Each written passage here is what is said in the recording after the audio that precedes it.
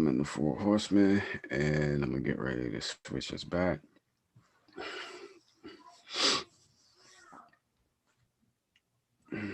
So I've got that pulled up. We're good to go. Give me one Hey, second Charles. here. Catch me. All right, so we are live. Hello, everybody. This is Charles with the Barbershop Group Podcast. Glad to be back with you all for another episode. Here, we've been putting a lot of stuff out on YouTube, and I do promise we'll get caught up on the audio podcast for you all because I know a lot of you guys can't sit and watch us on YouTube.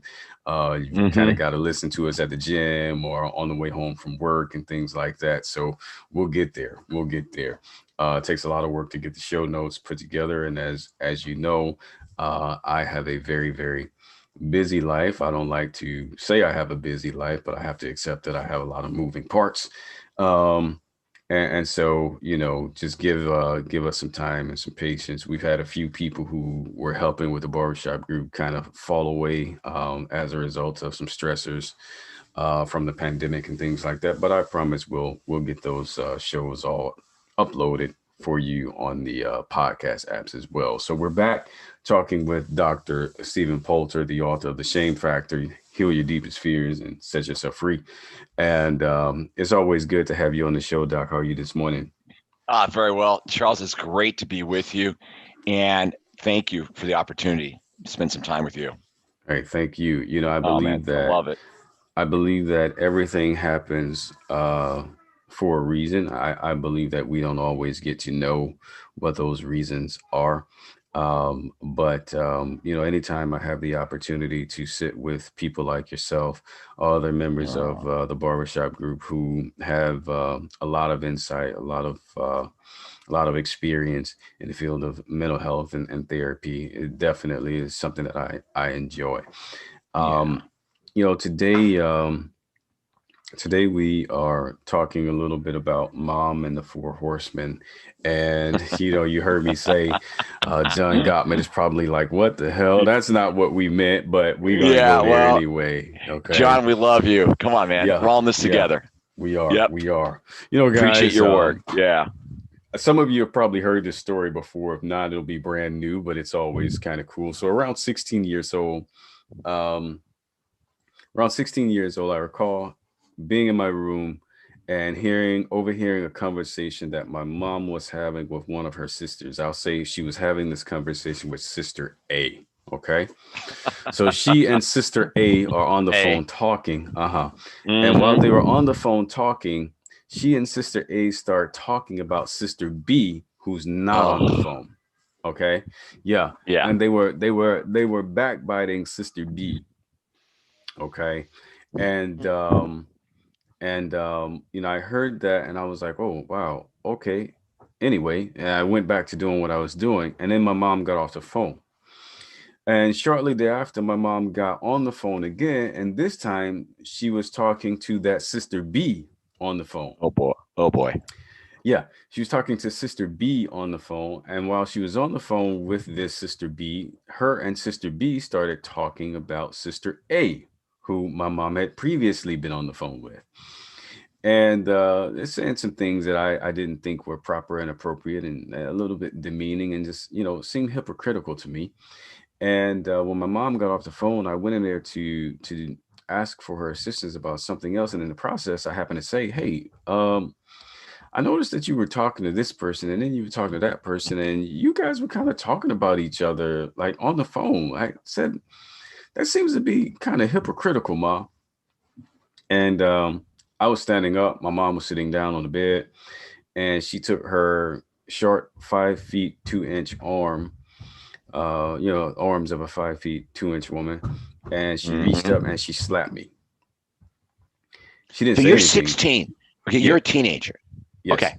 Yeah. And this is like middle of the day or something, Charles? Nothing dramatic. Nope. Mm-mm. Yeah. In fact, Not in like fact, I 2 a.m. remember. I remember, and it was probably sometime around 6 or 7 in the evening because I know it was dark Okay. outside. Yeah. It wasn't like two By that bottles of time. wine later or Nope. nothing like that. Nope. We're Mom just starting didn't straight drink. up. Just pop right in the mouth. And I was Not like, laughing at you. I'm just like, oh, well, I laugh at it now too, but Not then. And Oh man. at that moment, I was like, "Oh my God!" I felt so humiliated. And I tell that story, guys, because today Dr. Steve has a thing that he wants to talk to us about. And I thought, well, since you're going to talk about that thing, Dr. Steve, let me tell you a little bit about something that happened to me because I think that it's it's Hmm. somewhere in there, right? It's Uh, relevant. It's related. yes. So how is it related, Doc? Okay, Charles. Oh man. The reason I was asking the circumstances, Mhm. if mom, let's say mom was drunk, Mhm. it wouldn't have had the impact. Mom's Okay. dead sober. It's Yeah. dinner time. We're talking prime time. Yep. Yep. That slap in the face wasn't, that was premeditated. Yeah. Meaning that was, Okay. oh, I'm not taking that on. And the Yep. question, Charles, I want to ask you, myself, and the men and women listening, what was your first experience of feeling shamed by a woman? Hmm. Mm-mm. Isn't that something? Your first experience Yeah. feeling shame What by was a your woman. first experience? Now, a lot of women say, what about dad? Okay, that's for another day. We can do that Yeah. on Father's Day. No Uh-huh. problem. And Yeah. rightfully so. Right. The reason why I asked, gentlemen, because that first experience of feeling shamed by our mothers impacts how you and I, Charles, talk to women today. Because that shame Yep. directs how we talk. And Jonathan Guttman, the guru on communication, talks about the four horsemen, meaning criticism, contempt, defensiveness, and stonewalling. And Charles, we'll talk about that. But Charles, when you hear me ask that question, what do you think? The Well, men, and yeah. yeah, and the I'll first time. answer it. I'll answer it from first person. Okay. You Hmm. know, the first half Yeah, of your and I'll jump in your with you answer. afterwards. Mhm. So for me, um, that initial feeling didn't come from mom. Okay. Well, part of it did, and part of it did not. Here's the reason why I say part of it did. There was a certain point in time where mom and dad are together, but they are apart. They're not living together as of yet. Okay. Hmm. And when they start living together, you know, now dad is with us and we're all there together. There were times when mom and dad wanted to go do adult things. And so I felt like um, I felt like I felt some abandonment because I was being dropped off at like a grandmother's house or something like that. Hmm. Or I would ask to go to a certain relative's house who I approved of and felt comfortable with. And they would be like, no, you're going to go to this particular house. And I hated it. I hated it. So there was this Mm, feeling like, mom, you disregarded my feelings and my needs. You and dad want to go kick it and hang out, and you're putting me in a place that turned out to be unsafe.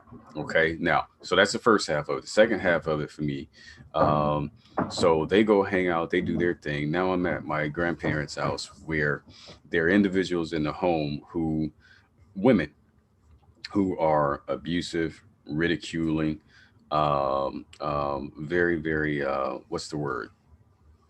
What's the word I'm looking for? Um, I they, don't they, know. they, they spoke condescending in a condescending Condescending. Okay, manner, yeah, I was gonna say demeaning, right? condescending, Demeaning man. demeaning. Yeah. Yep. You know, I was a thin child. Yeah. And so they would, and nobody knew that it was called body shaming back in the early 80s, right? Isn't it body shame? Who's talking about body shaming like that? But they were body shaming me. You know, they were Wow. they were throwing off ideas of toxic masculinity, or what's become known as toxic masculinity, which when Yep. you rewind it now and realize that it's the women who were doing it, then you may have to kind of go, wait a minute, maybe it's just toxic behavior period that human beings were involved in. Correct. And so that's what I was exposed to as a result of, you know, mom and dad, they going to do their thing, me feeling Mm-hmm. neglected or abandoned by mom and not being heard. And then I get into that situation with some extended family members where I'm abused and mistreated. And it's the women who are doing the mistreatment, or it's the older cousins and so on so who are doing it, and those older women are sitting back watching it being done and are laughing about it. Okay. And so with me, I experienced those things, and I'm like, well, if it's all been approved of, then who am I to disapprove of it? You know, like me speaking out Mm. for myself, it's like it's one me against all of them. So I guess I must be the wrong one. Okay. I guess I got to figure out some other kind of way to take it. Right, right. Okay. Charles, ooh, and So that you, shame, yeah. yeah, go ahead. Go ahead. No, no, I, I hate the word toxic masculinity or femininity. Toxic behavior is gender neutral. It is gender neutral. Yeah, Yeah, it's just it really toxic. is. Come on, It it's just is. toxic. Yeah, Uh it's huh. awful. Yeah. And Yeah. men do it. And listen, we're not playing favorites here, but men are awful. And they say it's toxic female. No, no, dude, you're toxic. You're shaming. Yeah. Yeah. And Charles, It by the doesn't way, happen because you're a man or a woman. It happened no, because, yeah, that really yeah, not fucked up feeling good. environment that you were in that gave you Yep. those feelings, and then you projected that shit off onto somebody. Yeah. Nah, man. Uh, yeah. Charles, this thing, body shaming for men, so underrated. Oh yeah, I'm One sure. out of 10, Charles, they estimate the CDC, 1 out of 10 men are anorexic. Wow. That I did not know. 1 out of 10 men Is that struggle with right? anorexia. Now, Wow. when they say anorexia, I mean struggle. I really I want to watch my words here. Mhm. Struggle. And now, struggle is just below the diagnosis, but you're on that continuum. Yeah. Okay. You're you're on that continuum. That's not where you want to be. And it's You one know, out of 10. It's 1 out of one out of 10. 10 teenage Mm. boys, adult men Yeah. struggle. Women, teenage women with eating disorders, it's the numbers are like staggering. Like a third of all teenage girls Yeah. under the age of 18 uh, are dealing with some type of body shaming, body image, Yeah. Got it. and that Got it. and that lead and the four horsemen Mm. are the four basic defenses of shame: Mm. being criticism, using Mhm. criticism, contempt. Contempt's probably the strongest one, Charles. When someone uses the word contempt, as they say in the East, the relationship's over Yeah. because it's gone from no communication Mhm. to not liking, hatred. Contempt is there's no goodwill left. Right. Right. There's no goodwill left. And Yeah. defensiveness is no one's going to touch me. Mm. Our partner, our wife, our girlfriend brings up a question, we're just walled off. Right. Because when you're a young man, all that shaming about your body or your appearance, that we're not letting anybody in. Right. That's why Yeah. we talked 2 weeks ago. How do you get your man to therapy?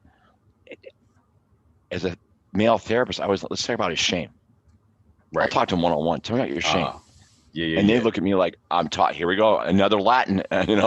Right. You Yeah. know, It's foreign yeah, language. Yeah. yeah, another foreign Hmm. language. And the stonewalling is you're not getting near me. Right. You're not getting near me. Right. So let me go back Go on. before Yeah, we please. speed too far. Yeah, So yeah. Keep what going. what was your first experience um with it from a female standpoint or from the mom factor standpoint? What do you Yeah, recall? Charles. It's interesting because when I asked the question, this is first grade. I bring home my report card. Mm. Now, up until that point, Charles, and this is in the 70s, Mhm. okay? And I bring home my report card in the first grade, and I have a D in reading. Okay. I was developmentally late with reading. Got you. Oh my goodness. Never, I hate to say, but the term was you're not trying hard enough or you're not smart enough. Oh, really? In the first Charles, grade, this is what your mom says to you, is that I can you're feel not this right now as I say smart it to you. enough. You aren't smart enough. Your sister is. Wow. Wow. Okay. Yep. Charles, Yeah. as I'm talking to you right now, 50 years later, man, I can still feel that. You feel it. Yeah. I, so it wasn't until the 6th grade did reading really click in for me. Okay. But for the next 5 years, I felt stupid. Yeah. Yeah. And that's something. So guys, as Ooh, Dr. Poulter, he mentioned, what was one of your first encounters with shame on the part of maybe mom, maybe it was aunt, grandmother, someone like that. If you're watching this, can you recall what was it? um, what it was and some of the Mm-hmm. feelings associated with it? And I got to tell you, Dr. Steve says that he could still feel the emotions when he recalls that story. And I got to tell you, I still feel those things Mm-hmm. when I Yeah. retell that too. Even in my book, as I write about it, as I'm writing about it, I feel it. You know what I mean? Because they Charles, said what it lives yep. in the body, right? It lives in the body. That's what Mm-hmm. everybody's saying. So you really do feel it. But think about that because for me, Doc, Charles, that's yeah, that's huge. What you just said, that body memory, yeah. that's where Reiki and all this other Eastern kind of body, mind body Hmm. connections. Hmm. Charles, you just said, man, you felt in your body still. Yeah, yeah, and I read,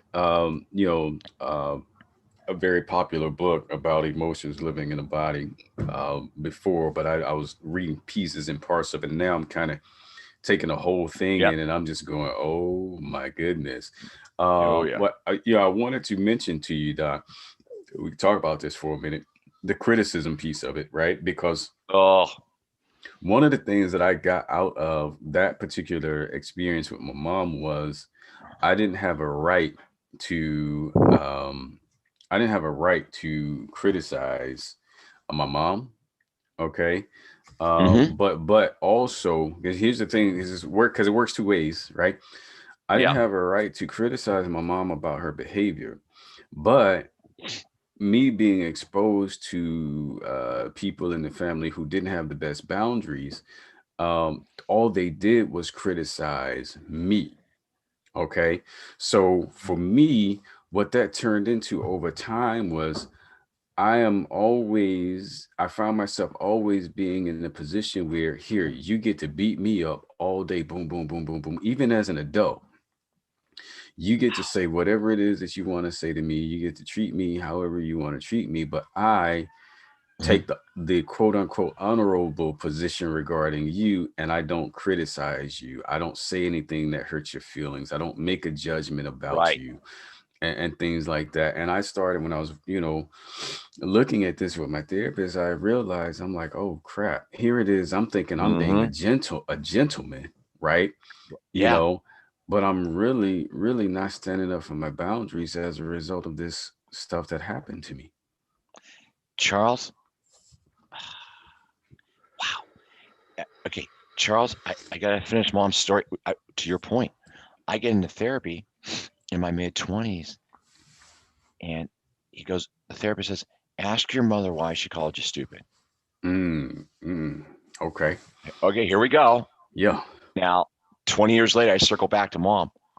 I go, mom? I soft pedal. I go, I'm sure you meant well, but what was your point of calling me stupid? Hmm. Because you're not. But I wanted you to try harder.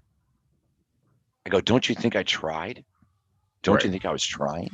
Right. But Charles, in my body, I talk about it. I feel it my lower back. Yeah. Okay. Hmm. Yep. And now mom's passed, gone to paradise, but I had to forgive her. And that has affected my ability to communicate with women. Right. Absolutely. And So now, so your interaction with your mother impacted how you got on with women too. oh, Yeah. beyond. Oh, yeah. Yeah. I just kept them at arm's length. Got it. My buddies are having girlfriends. I'm thinking, are you kidding me? I don't want to be criticized. I mean, I love No, it no, that you no, got no, no. I'm keeping. Yeah, I got my invisible wall up, my Yeah. glass wall. Yeah. Okay. And Yep. like I said, for me, it didn't keep me away, but it did keep me away from addressing certain behaviors that, Yeah. an intimate partner might display, or Mm-hmm. something they might say or do. And internally, I am just ready to like lose it. Yep. But I'm like, no, no, maybe there's something you're not understanding, and women are great. I'm sorry to say this. Women are great, just like some men are great. Women are great at talking themselves out of some stuff because, they know, okay, this guy doesn't want to argue with the woman anyway. Woman is always right and everything else under the sun. You know what we've been taught. Yeah. Yeah. Um, and a lot of that comes Yeah. from mothers, mothers Yeah. too. And so that for me got me in some bad situations where it's like, hey, you still have a right to speak up for yourself. And if that makes somebody else uncomfortable or upset, Mm-hmm. then fine. But a lot of guys get taught that they're not going to have access to a woman if they implement these boundaries, or if they say, hey, I'm upset about something you did and you were wrong about that. And like how many guys actually stand up and say, no, no, I'm not going to accept this in my life. Okay. There are all Ooh. types of Yeah. memes on social media that are telling women what not to accept from men. There are very few instructions out there for men I'm about what smiling not to accept from at women. from a woman. And Ooh. I was just, yeah, Yeah. there's very little. Yep. And Doc, you are Mm. familiar, with the Bible, and you're familiar with Yeah. the church, and you know that today there are Oh. very few pastors and spiritual leaders who are advising men to stay away from certain behaviors of women, because it gets, as soon as we start talking about this, there are Yep. people in society who say, oh, you're women bashing. No, no, no. I'm trying to show this young man how to implement the boundaries for himself so that it doesn't Get there. put him in a harmful situation, or so that Mm-hmm. he's not actually becoming codependent. Okay. There are certain programs and programming that we have been susceptible to Yeah. or exposed to that don't create healthy relationships for us down the line. We've got to be Yeah. able to talk about that without feeling like, oh, this person's going to get in trouble. He's going to get canceled. No, this shit's real, Charles, you just said, you man. know. You tell Charles what you just said about boundaries and codependency. This was a formula for men understanding what shame, your experience with your mother, or with women. It tells you how we try to manage it, Charles, and adaptive behavior for most men is codependency, Right. Yep. which is we're approval seeking. Yeah, And absolutely. then we get enraged because we don't get the approval. Because we don't get We the got approval. and then we got Hmm. the Four Horsemen. Those guys aren't any help. They're no Right. help. Yeah, Right. yeah. Yeah. Yeah. And So, Charles, what you just said about codependency is the heart of the shame factor. mhm. Yeah. I've never met a man who's codependent who isn't shame based or shame driven. Got you. Yeah. Not I'm with one, you. Hmm. not one. And nor have I met a woman Yeah. who has it. Right. Because I hear you. codependency is shame dependency. Oh yeah. Yeah. It's And all I'm shame. part of a sobriety group for codependents. Yeah. Okay. That's a private men's group and I got to tell you, the vast majority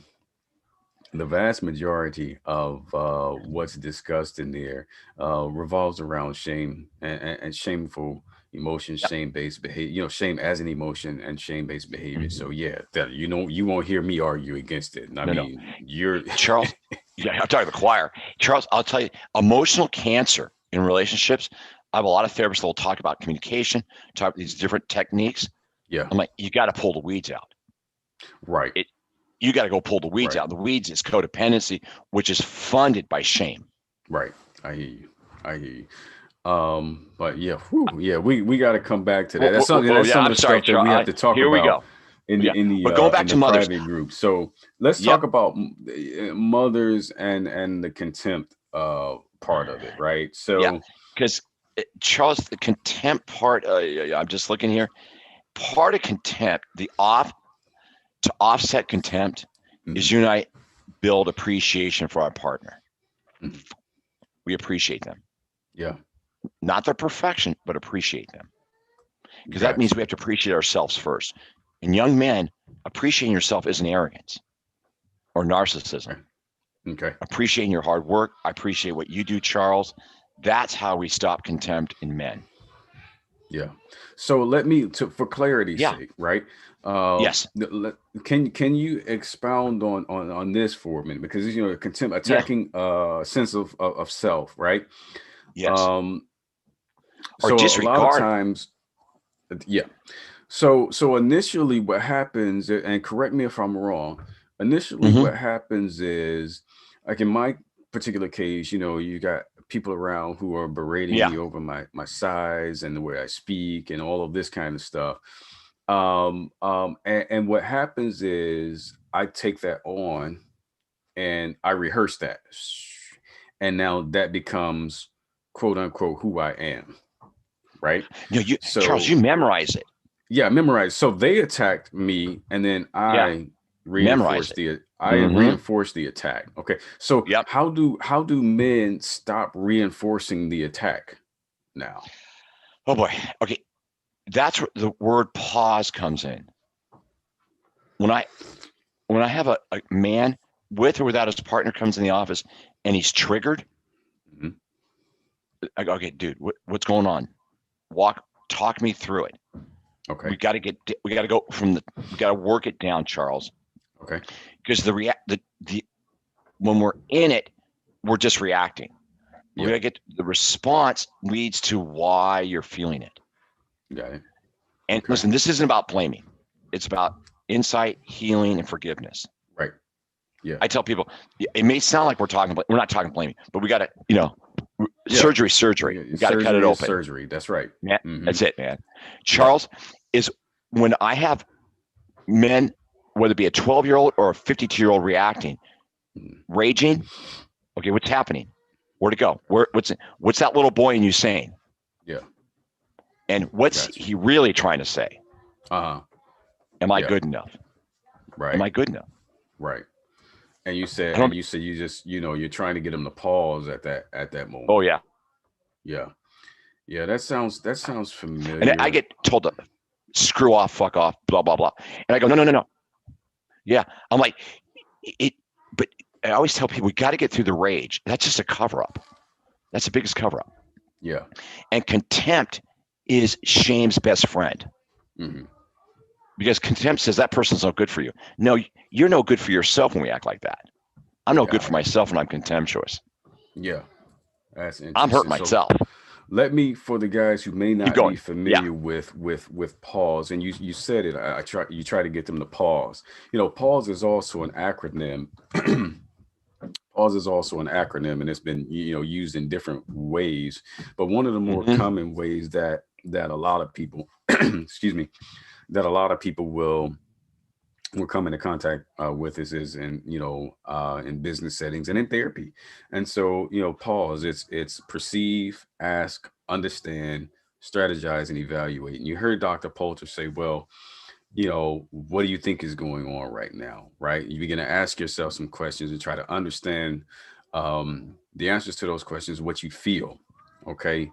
Um, and strategize, right? So the strategy is that's part of the applied method. That's what are we Mm-hmm. doing now to change the messaging, to reframe the original shaming message and those things, and evaluate the outcome of that strategy. So again, pause is an acronym. It's a 5 cycle I love it. acronym: perceive, ask, understand, strategize, evaluate.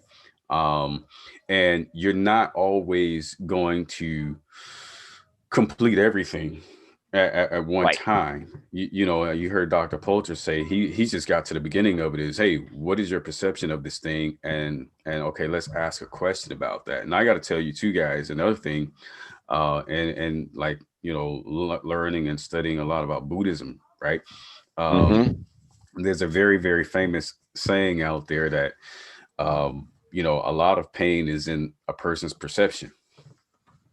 Okay, Ooh. yeah, Ooh. that Ooh. a lot of pain Lot of is in our pain. perception of things. Perception. And so I love the fact that in pause perception is the first thing, because a lot of times our perception of something is not correct. Right. Okay, Charles, if we're raging, we're not correct. right, that's right.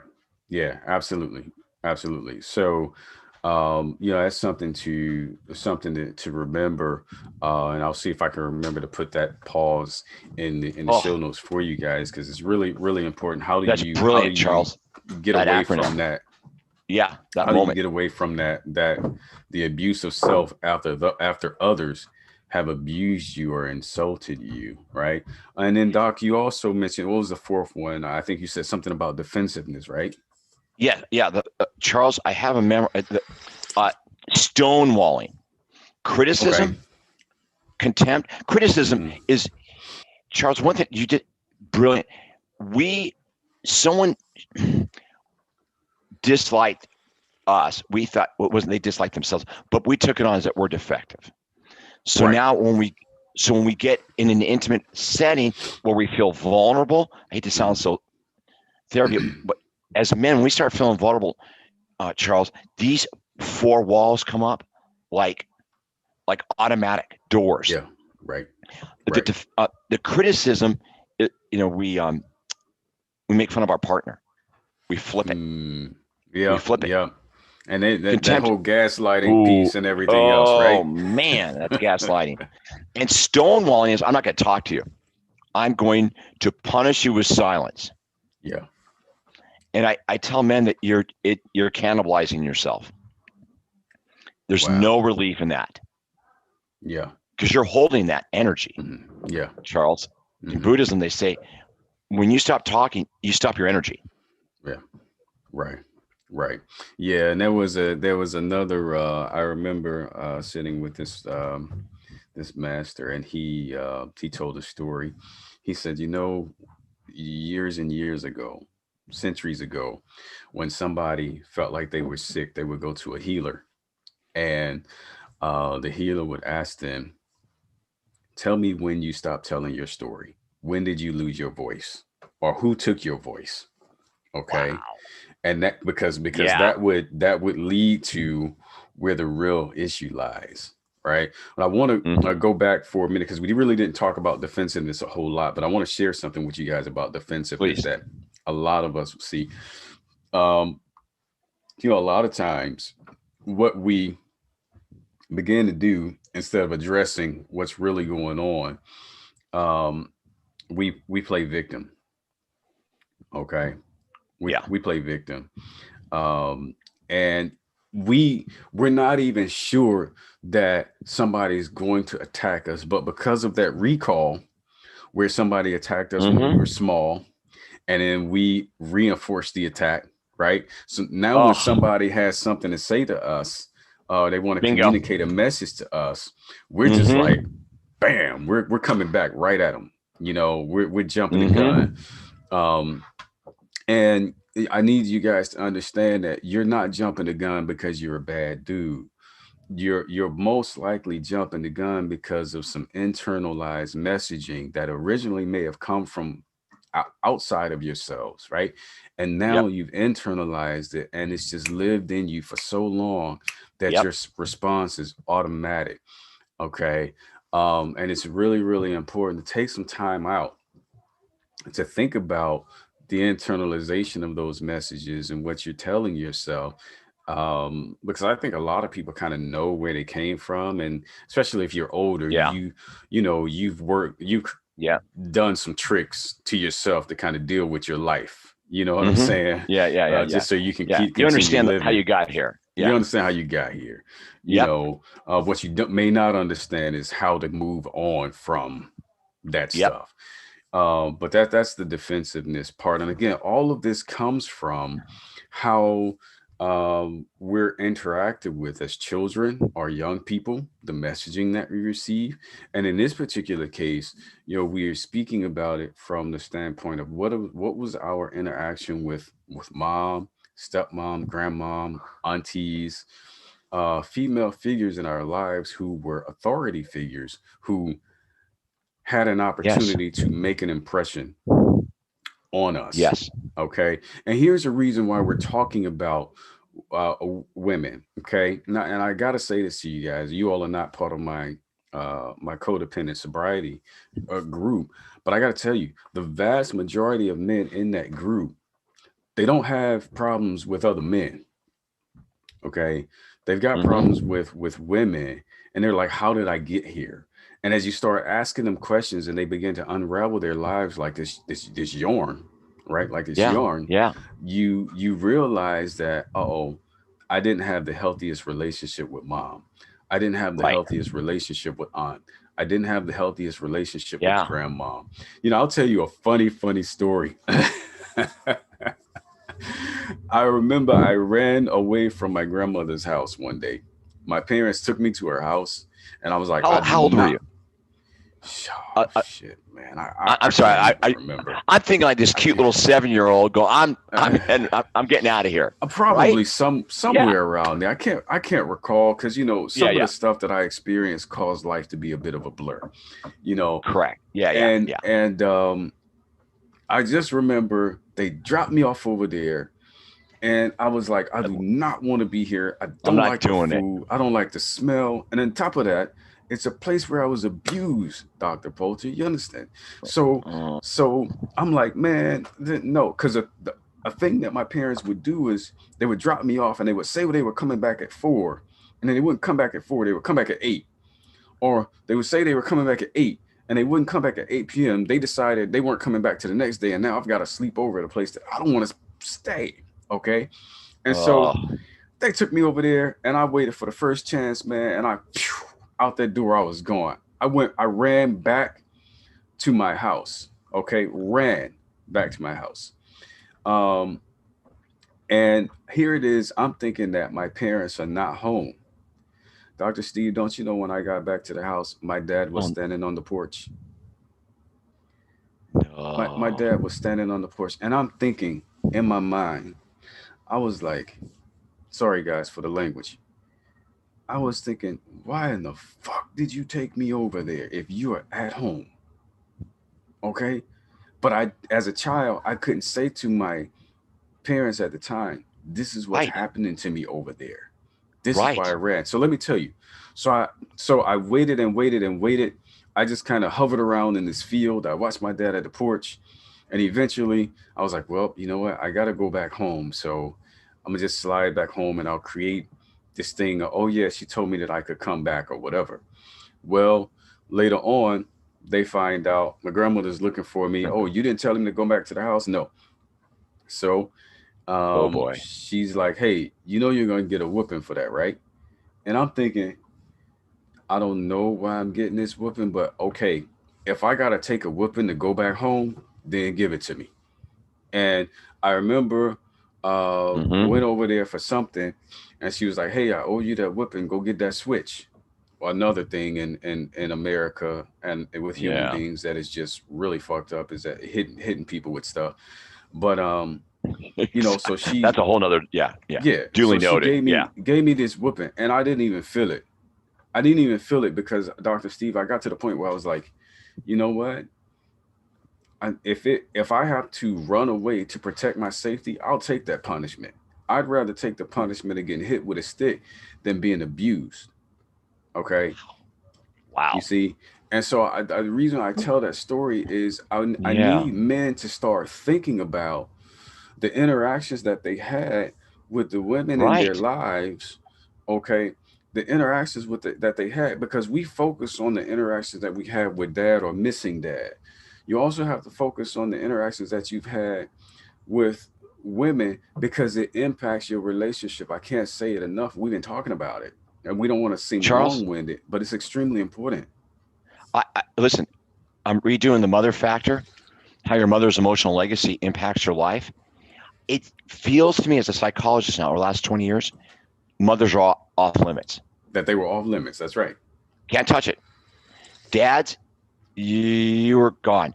Listen, I have no problem talking about absent fathers with it all day, but Yeah. I got to tell you, a guy wants a good marriage, he better address his mother factor, like what Yeah. you've gone through. Right. And the Yeah. those four horsemen, Charles, that's all a result of shame. Yeah. The Hmm. criticism, the contempt, defensiveness, Right. stonewalling is how you protected yourself. If I get a whooping for saving myself, I'll take the heat. That served Yeah. you well when you're a young man, when you're a young boy. Right. But it Served doesn't you well. serve me well when Not today. when I'm older.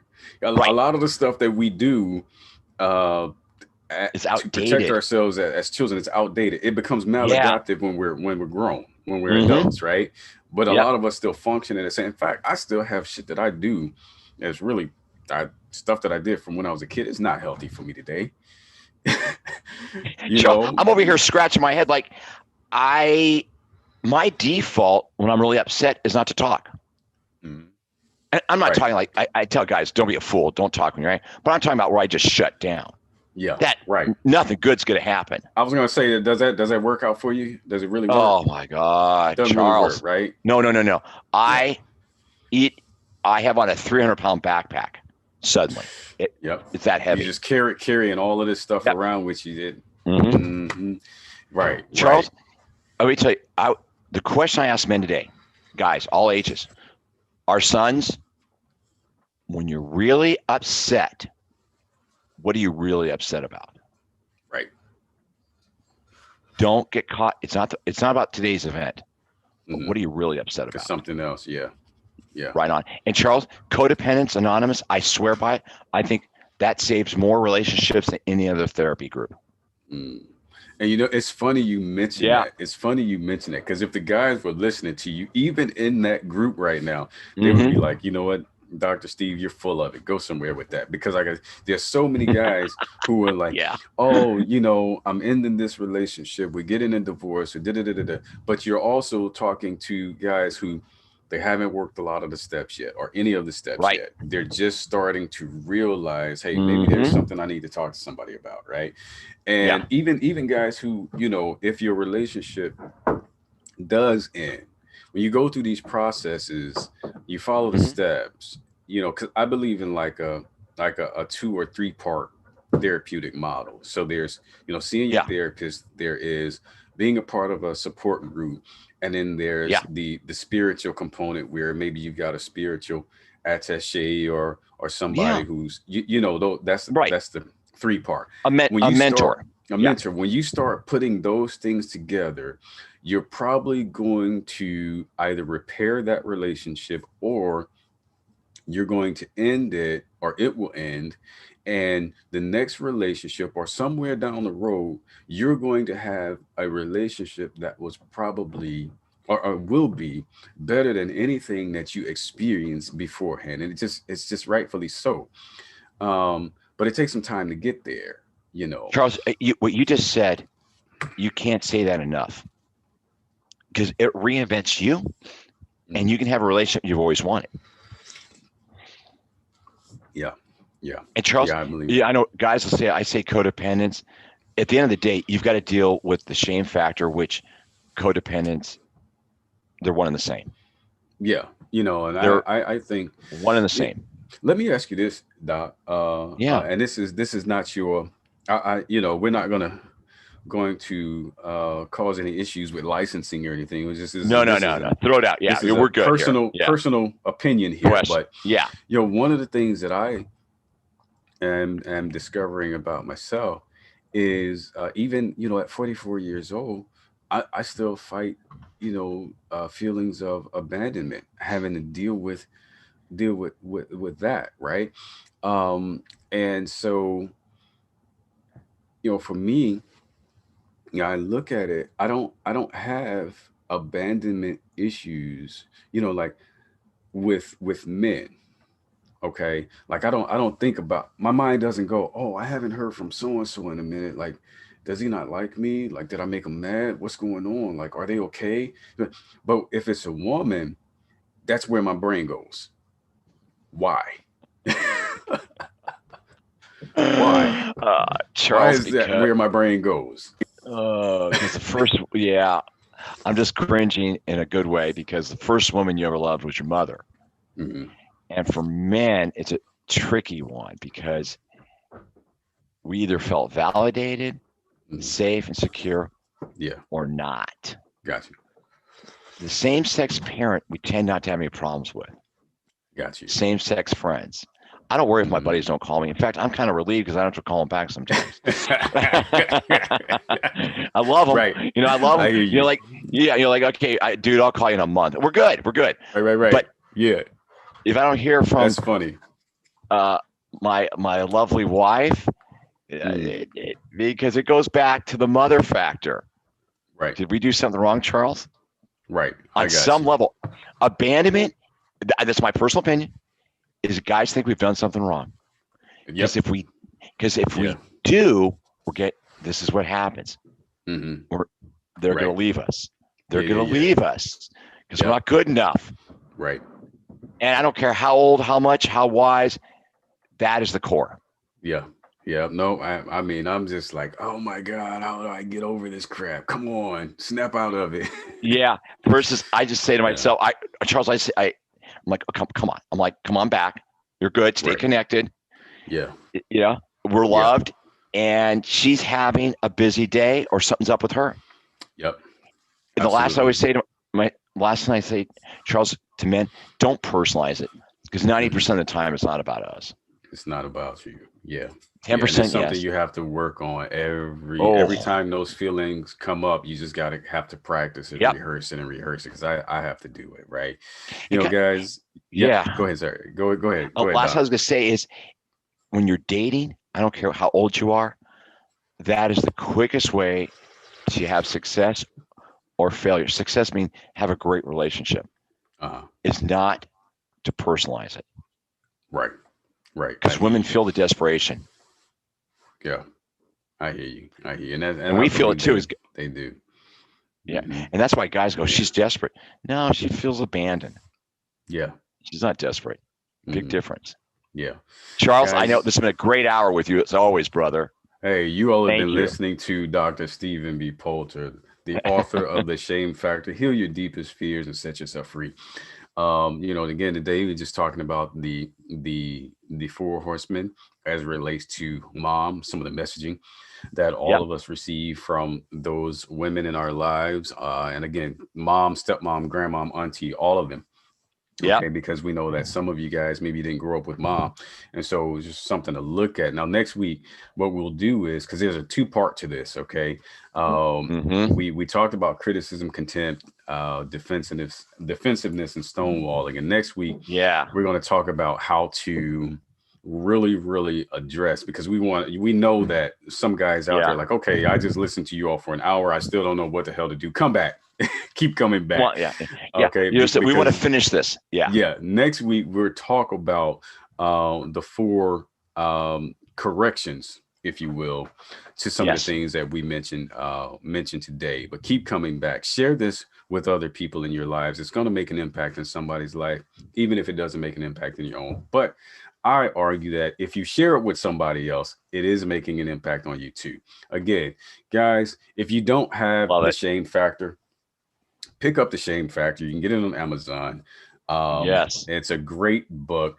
You can also get ready to sign up for our private men's group where we will Yes. be working through some of the questions in the Shame Factor book, and there are a lot of questions and prompts.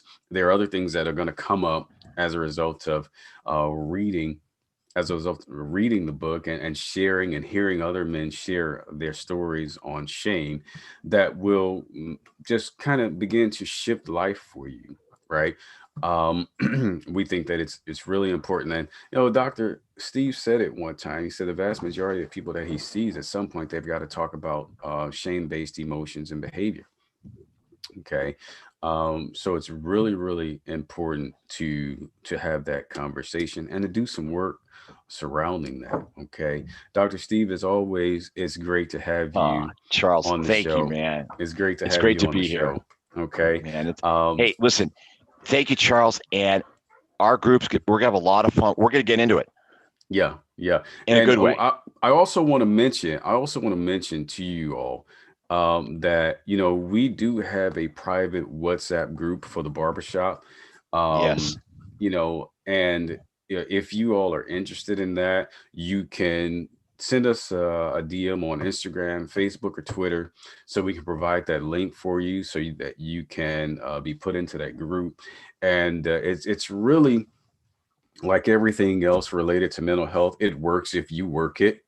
If you don't Mm, work it, then you'll feel like it's nonsense and it's nothing to it. Okay.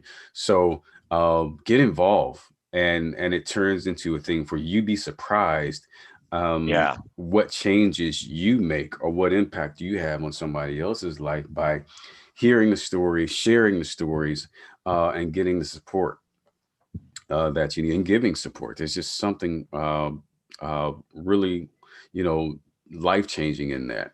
But as I always say, guys, the weekend is upon us. We want you to take care of your families. We are still in the middle of this pandemic. I know people are getting vaccinated, and some people are not getting vaccinated. Hmm. But do what you can to stay safe, because we don't know when this will end. President Joe Biden and some of the individuals said, "Oh, we may be looking at 600,000 deaths before we really get a handle on this," and we're like a little over 400,000 now, and we don't want that. We really don't want that. No, no. But until next time, guys, as I always say, love you more, love your people more, and we'll talk to you soon. Excellent. Thank you, Charles.